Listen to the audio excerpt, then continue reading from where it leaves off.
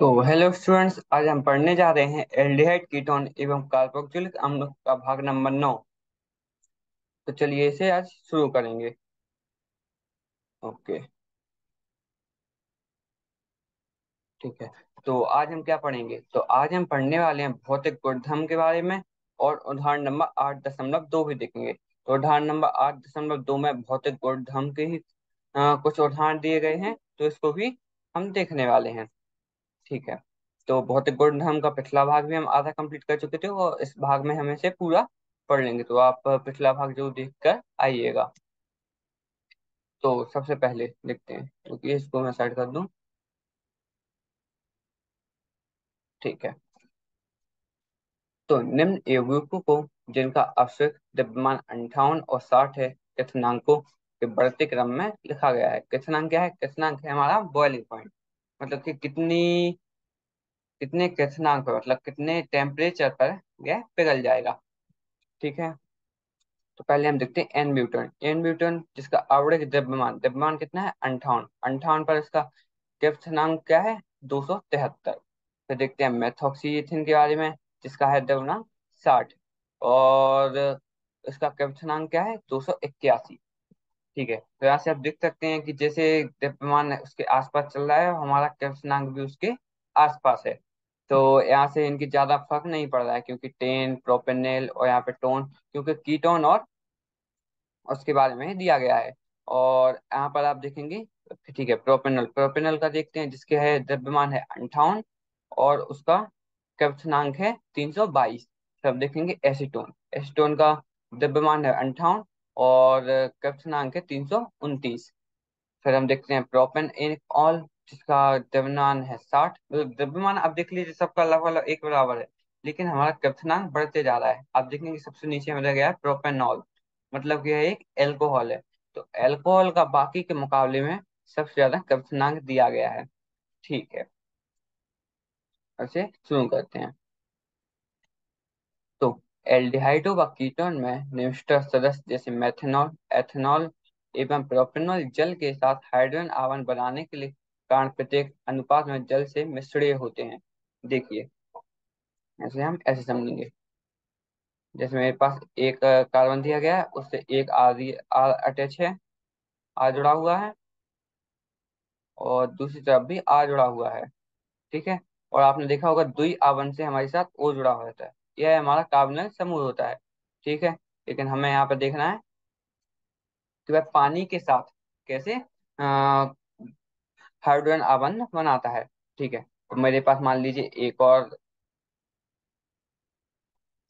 ठीक है, इस तरह बन जाएगा एक और एल्डिहाइड।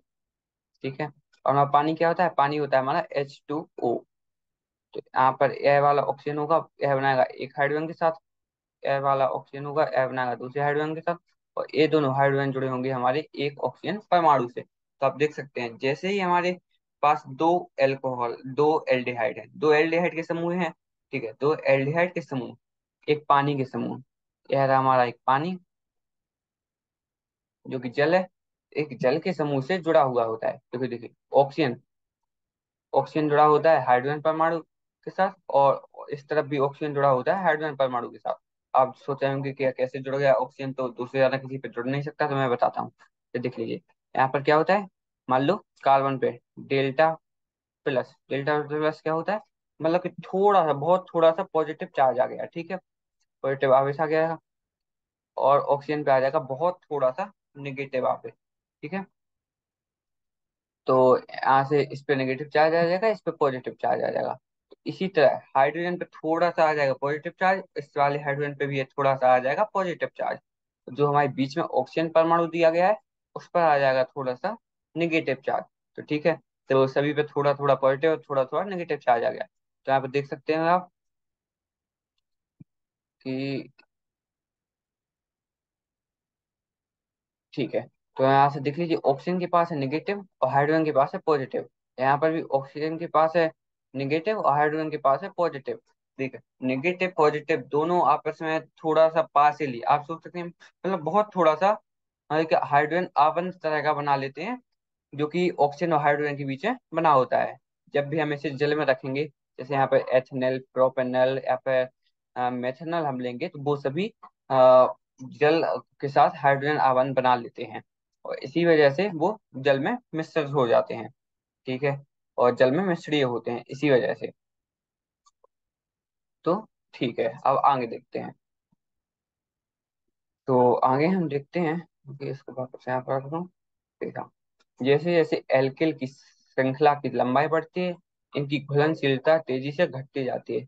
सभी एल्डिहाइड और कीटोन सभी कार्बोनिक विषैलु जैसे बेंजीन, ईथर, मेथनॉल, क्लोरोफॉर्म इत्यादि में सुगमतापूर्वक घुलनशील होते हैं।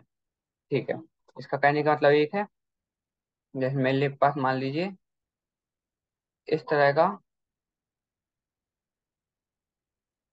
एक है, और दूसरी बार भी इस तरह का एक और एल्डिहाइड है। ठीक है, तो मेरे पास दो एल्डिहाइड दिए गए हैं। अब दो एल्डिहाइड हैं, इन दोनों के बीच में बहुत ही आसानी से हमारा हाइड्रोजन आयन बन जाएगा।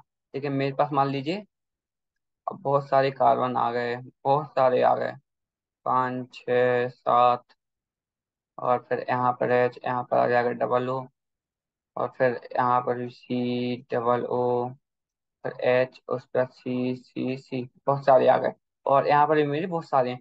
तो वह, अब इसमें क्या होगा, अब इसमें हाइड्रोजन आवन बनाने में हमें दिक्कत होगी। दिक्कत क्यों होगी?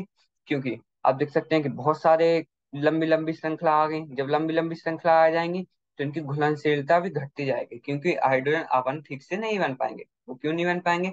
वो इसलिए क्योंकि मान लीजिए जो बाकी के एल्डिहाइड हैं, बाकी के एल्डिहाइड के कंपाउंड्स हैं, वो भी इन्हें में धक्का, एक तरह से देख सकते हैं धक्का देने में, धक्का देंगे, तो जिस वजह से उसके में हाइड्रोजन बॉन्डिंग नहीं हो पाएगी। हाइड्रोजन बॉन्डिंग नहीं होगी तो इनकी घुलनशीलता तेजी से घटती जाएगी। इसलिए जैसे जैसे एल्किल श्रृंखला की लंबाई बढ़ती है, इनकी घुलनशीलता तेजी से घटती जाती है।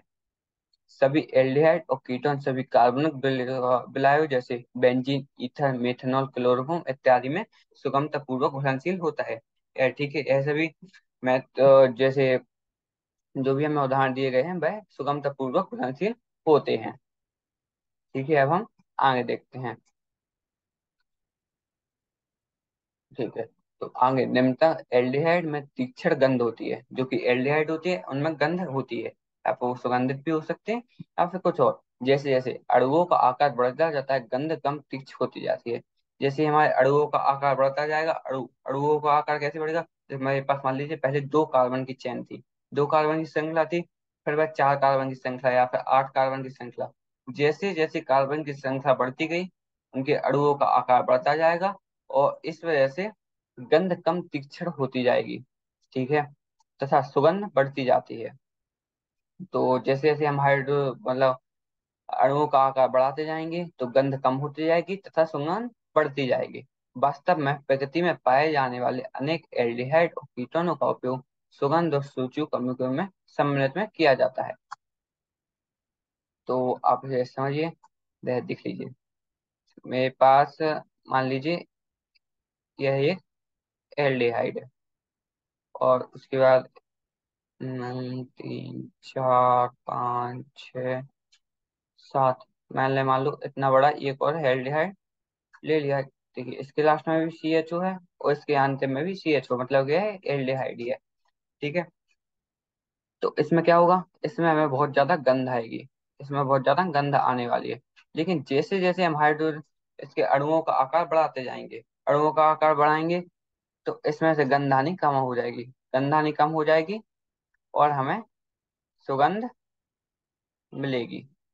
तो आप जो भी इत्र वगैरह प्रयोग करते होंगे, जो भी करते होंगे, उनमें हमें कार्बन, जैसे कार्बन इनके अणुओं का साकार बहुत ही बढ़ा दिया जाता है, जिससे उनकी सुगंध बढ़ती जाती है, व गंध तीक्ष्ण होती होती जाती है। तो हम वहां पर उसे प्रयोग करते हैं। और देखिए इसमें दिया भी गया है, वास्तव में प्रकृति में पाए जाने वाले अनेक एल्डिहाइडों और कीटोनों का उपयोग सुगंध और सूचक कमिकों के सम्मेलन में किया जाता है। ठीक है, तो यहाँ पर सही है कि सुगंध में उनका प्रयोग किया जाता है। अब एक उदाहरण 8.2 देखते हैं, जो कि हूँ इसी पर दिया गया है। आज हमने भौतिक गुणधर्म को खत्म कर दिया है, तो भौतिक गुणधर्म पे बस हम एक उदाहरण और देखेंगे, उसके बाद इस लेक्चर को खत्म करेंगे। तो चलिए इसे देखते हैं। तो इसमें हमें दिया गया है निम्नलिखित यौगिकों को क्वथनांकों के बढ़ते क्रम में व्यवस्थित कीजिए। इसे हम कैसे लगाएंगे, चलिए इसका हल देखते हैं।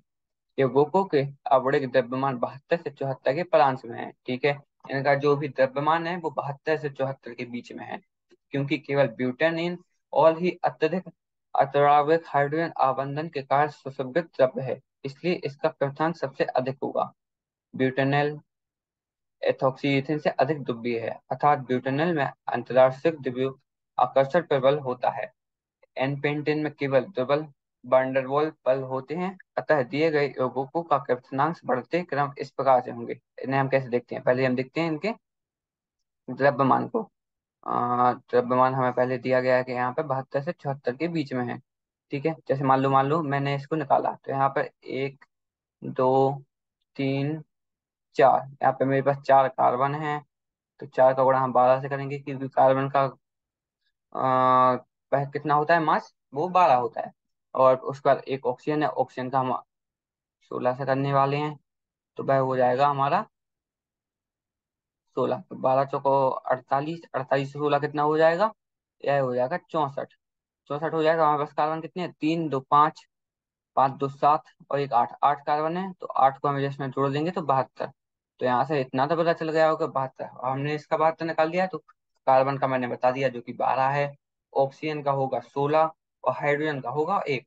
जब इन सभी का आप जोड़ लोगे तो आपको इनका आवधिक द्रव्यमान मिल जाएगा। ठीक है, तो यहाँ से इसका 72 आ गया। इसी तरह आप इन सभी का जोड़ोगे तो उनका भी इसमें दिया भी गया है कि 72 से 74 के फ्रांस में है, मतलब 72 से 74 के आसपास है। ठीक है, अब ब्यूटेन बनीन है, वो मेरे पास दिया गया है। ब्यूटेन बनॉल मेरे पास कौन सा है, रुकिए देखते हैं। ब्यूटेन बनॉल, बनॉल का मतलब देख सकते हैं, पहले ही कार्बन पे मेरे पास एक CHO जुड़ा होना चाहिए। नहीं, CHO नहीं, ऑल, ऑल का मतलब है मेरे पास एक एल्कोहल, मतलब कि हाइड्रोक्सीमाइटी जुड़ा होना चाहिए, जो कि पहले का हाइड्रोजन। देखिए इसमें एक हाइड्रोक्सीमाइटी नहीं है, इसमें भी नहीं है और इसमें भी नहीं है। मेरे पास हाइड्रोक्सीमाइटी केवल इसमें है, और इसका वजन भी सबसे ज्यादा है, इसलिए इसका जो भी क्वथनांक है वह सबसे ज्यादा आने वाला है। देखिए, तो हमने इसको सबसे अंत में रख दिया है। अब हम देखते हैं बाकियों का। तो बाकियों का अब हम देखेंगे कि एल्डिहाइड, एल्डिहाइड में सबसे ज्यादा किसका है। देखिए यह रहा हमारे पास एक एल्डिहाइड, एक एल्डिहाइड में मिल गया है। इसका हमारे पास क्वथनांक कितना आया था, इसका हमारे पास आवृत्त द्रव्यमान आया था 72। तो यह भी सबसे ज्यादा होगा, जो कि एल्कोहल से लेकिन कम होगा। तो यह हमारे 30 नंबर आ गया है, यह चौथे नंबर आ जाएगा। आप देखेंगे कीटोन। अब हम आएंगे, अब हमारे पास बचे हैं, एक बचा है एल्केन और एक बचा है कीटोन। तो आपको इतना ध्यान होगा कि कीटोन में ऑक्सीजन होता है, तो ऑक्सीजन के बीच में और हाइड्रोजन के बीच में कुछ हाइड्रोजन बॉन्डिंग हो सकती है। तो इसका जो भी आवृत्त द्रव्यमान, तो अगर बराबर ही हो जाए तो क्वथनांक हमारा कीटोन का ही ज्यादा होने वाला है।